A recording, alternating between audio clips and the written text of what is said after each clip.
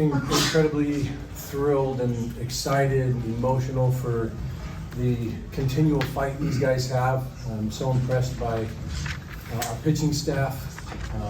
You know, after going through what we went through last week, and they continue the energy, the zest, the love they have for this game and one another is just so stinking fun to watch. And if anything, I'm just trying to stay out of their way and let them keep rolling. But these guys right here, I'm so proud of Jacob for working his butt off, continually just getting after it. The guy wants to learn, he's eager, and to watch him go out and reap the rewards of hard work. Nothing's ever guaranteed, but I'm so proud of him for continuing on. I mean, Tice jumped in and took over at first base for a couple of days there, and Jacob was a great teammate, always is, and I mean, his at-bats are impressive, he wants it, and I had to leave my sunglasses on because I was getting a little tear in my eye, just overjoyed with watching him go out there and take charge for the guys. So I'm proud of them all, and the way that this story is supposed to continue to work. So, you know, we're down a few runs in the ninth. This is the way it's supposed to be, and this is where we get to inspire, and that's what we've been praying about. Continue to have opportunities to inspire, and wouldn't have it any other way. So I'm proud of them, but obviously there's still a lot of work to be done, and I know these guys are gonna focus on what's happening tomorrow. And they got another good arm on the mound and good guys down the pen, and they got a good offense, and we got a lot of fight in us too, so yeah. Questions? Jacob, 2 strikes, you're 1 strike away from the game being over. What were your thoughts on that pitch? And what did you get? What ball did you hit? Well, I just took a deep breath and kind of listened to the crowd and realized it's bigger than myself, and I really wanted to do it for the boys. And I was trying to battle. I got a slider I can handle, and I just took a good swing on it. Mitch, you're down 4-1 going into the 9th inning, and the bottom of the 9th. What are your thoughts at that point? Right on. I mean, I'm looking at the lineup of who's coming up, and kind of just picturing all those things. I was talking to Coach Gibson about, you know, possible plans of what coming in, if they're staying there, if they're going somewhere in the pen. And I look over at Hubbard and I go, that guy's going to get on base. And then I look at Macias and I go, well, he's going to get on base too. And I look over there at the big guy and I'm like, and this is a huge moment, and he's going to handle it like a man. And I love that it was with 2 strikes too. It just shows, like, I mean, everything in it from this game and from this season has it's all kind of part of the same theme. You know, a little bit of what people perceive as hardship, but as I look up and down the dugout, excitement and just ready for that moment. Not fear, not an ounce of being timid. It was looking at the guys to the left and the right. You know, you watch Keljo come in the game and guys are thrilled for him. You watch Hutch come in the game and do a great job. Guys are thrilled for him. You watch Oaks come in and everyone's ready to, you know, sing along with his intro song, and even that funny play over at first base on the chopper and whatever that was. We'll keep working on PFPs, but it worked. We got it done. But I don't know, there was a calming sense, I guess, over me, and I think I felt that throughout the entirety of the dugout. AJ, what was your mindset coming up to bat in the 10th and lead us through your at bat? Well, first off, TC just obviously always gets the job done, and he didn't. And me and him made eye contact, and we both pounded our chests like we got each other. So my approach was the outfield kind of moved in a little bit. So I was just looking to drive a ball either over their heads or right at them, because I know we had some speed at third. So the sac fly got the job done, a hit got the job done. So have you ever had a game winner like that before? probably, but nothing off the top of my head. This one definitely is number 1 in my book. So you're standing in right field waving the guys at you. You see 60 dudes charging at you. What's going through your head? Please don't get hurt. The big thing. I lost a shoe. I think I lost a helmet. I lost an elbow guard. I don't know how they came off me. But they were all on the ground. But it's like I want to celebrate that moment with them, because it was a team win. It wasn't just a one thing. Like, we had guys up and down, so it was good. Similar questioning for AJ and Jacob, just that mindset and what it says about the resolve of this team to be down to your last strike and never flinch. I mean, like Mitch said, I don't think we want it any other way. I mean, makes it more fun. Yeah, we've handled some adversity all through the year, and I think Mitch gave us the blueprint at the beginning of the season to lead us to success, and we just all bought in, so it's been good.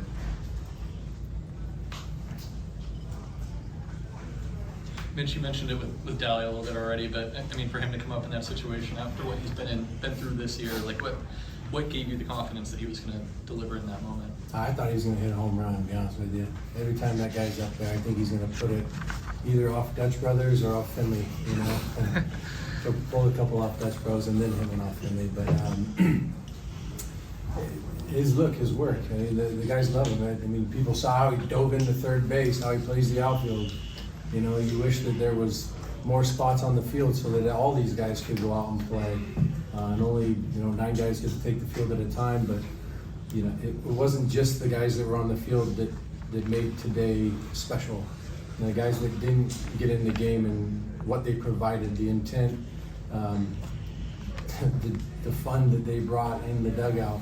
Even in pregame, the guys that, can't put a uniform on, they're here and they're supporting these guys. The men stay and the boys leave, and these guys are here and they're staying, and I believe in them and everything that they do. And it doesn't matter what we're up against and win or lose, like these guys are giving everything that they possibly can, and they're taking life lessons from it. It's more than just baseball, we know that. And I wish everybody could have a chance to go through what it is to be in that clubhouse with these guys, and it's such a special group. And so that's where it's like that calming sense when you're out there. You're giving it everything you possibly can. It takes a lot of stress off of it because you've been working your butt off. And you guys are there. Like Goss has been absolutely electric. Last weekend, today as well. Our guys feed off of it, and it's everyone's trying to find ways to get in and watch it. People up on the parking garage. You can't, but I don't even know how you want to go to sleep after all that, It's just nonstop. Just keep a nice new cup of coffee and keep going. Jacob, you've obviously been going through a big swing retooling with that. I'm curious, how effective have you felt with that new setup, and then how communicating is it to be able to try that one out? Yeah, it's definitely new for me. I've never really done a no-stride swing, but I've been working every day with Coach Gibson, and it feels pretty good right now. Mitch, I think you have 3 times you were able to get relays and get guys out on the bases, and obviously now those plays loom pretty large. Just what does it say about the growth of this defense that you were able to make plays, and obviously even though one scored, you were able to turn around and get guys out, and obviously that's important now. That's a great nugget that can be overlooked, especially with the ending of the game. Reeder getting the ball in again, and then Arquette going to his right. You're hoping the ball gets off to your left, so it's an easier relay. Gets it off his right, covers a lot of ground to get there, and redirects, off 1 foot and throws a bullet to home to get the out. So if something bad happens and we responded to it the right way. Base hit, scores a run, and Talt grabs the ball, throws the guy out at third base. Another huge moment. Again, responding to something that was negative that was happening, but we handled it the right way.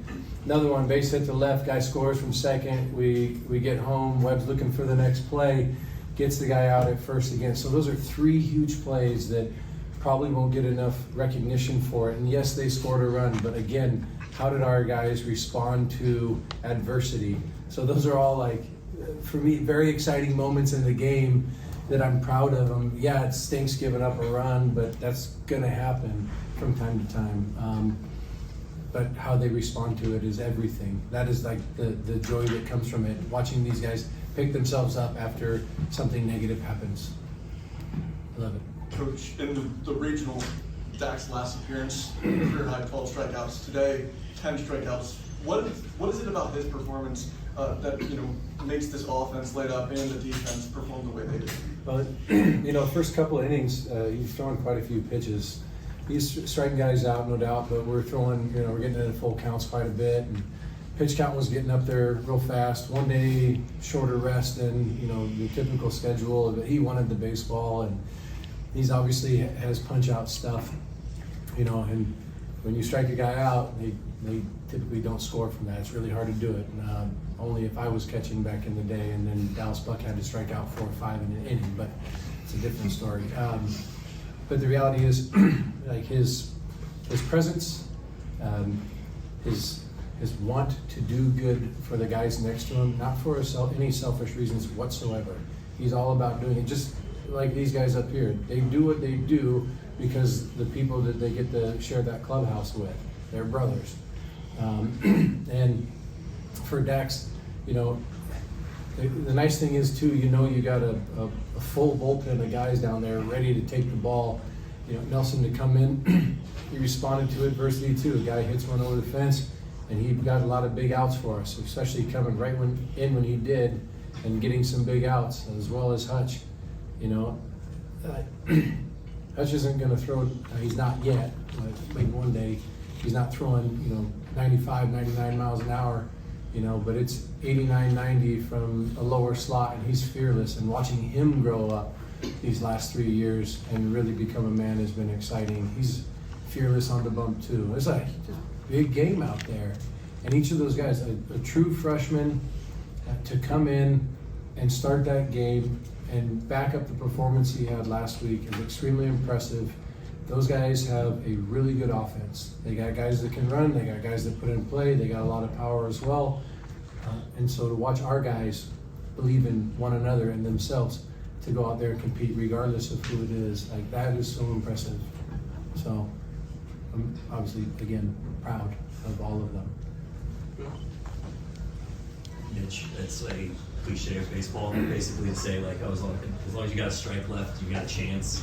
It feels like you guys were really like testing that today. But I guess, what does it feel like when you actually see that come to fruition and guys deliver when their backs are that much against the wall? And how can you use that with this group going forward, even in situations of adversity and whatever you might encounter the rest of the way?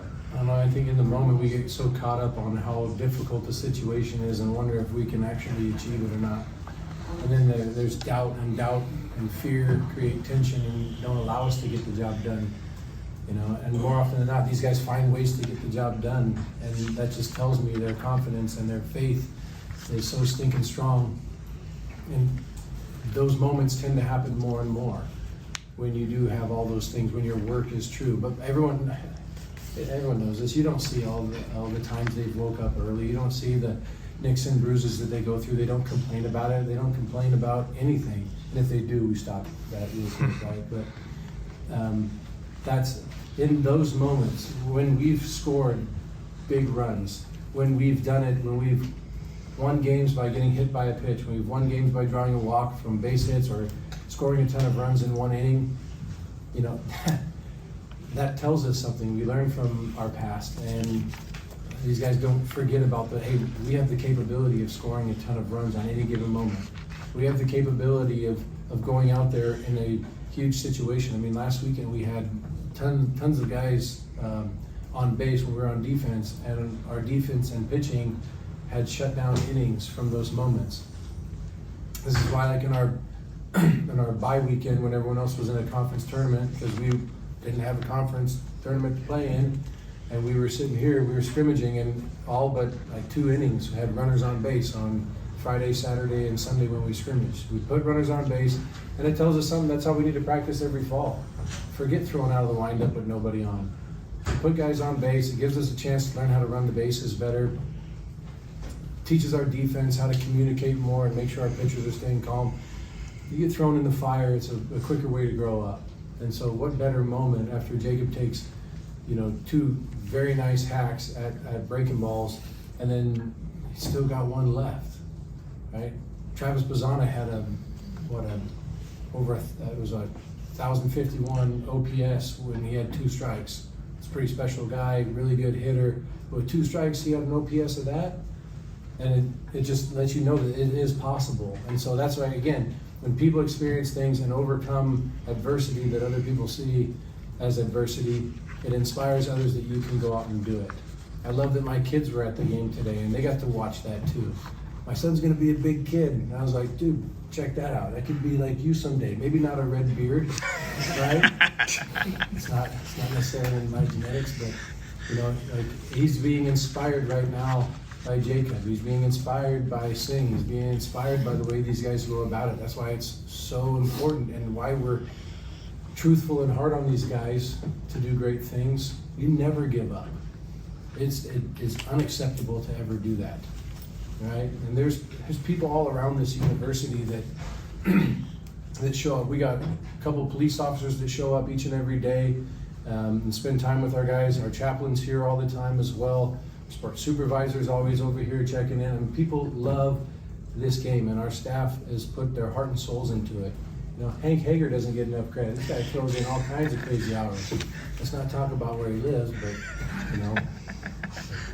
But I'm grateful that I get to be around these guys, because even those moments that I don't show up with the best attitude and effort, it's pretty stinking easy being around them for less than 10 seconds going, man, time to check in. These guys deserve it, and they want it, right? Accountability partners all around. We're very fortunate.